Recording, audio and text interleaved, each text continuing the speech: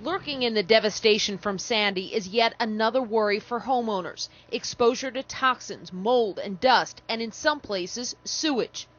Long Beach homeowner Fred Morello will only enter his house wearing a protective suit and mask as he clears out areas that were submerged in several feet of water. I am concerned about mold, sure. But at this particular point, I don't have the time for it. I have things to get done, and they got to get done, so I protect myself as best I can. While Morello says he has no time to get checked for the cough he now has, others have been showing up to MASH-like tents set up by federal disaster medical assistance teams.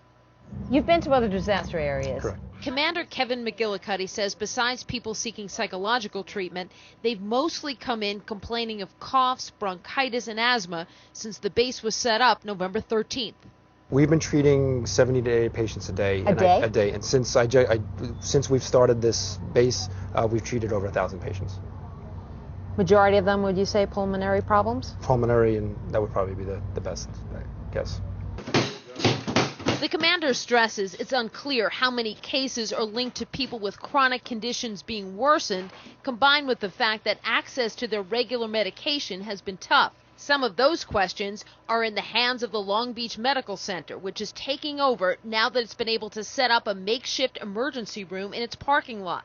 The hospital is still closed because of the storm. Dr. Robert Cantor heads the ER unit and says it's the unknowns that concern him. It's sort of like 9/11. At this point, who knows? You know, it's down the road we're going to find out, I'm sure, a lot of problems.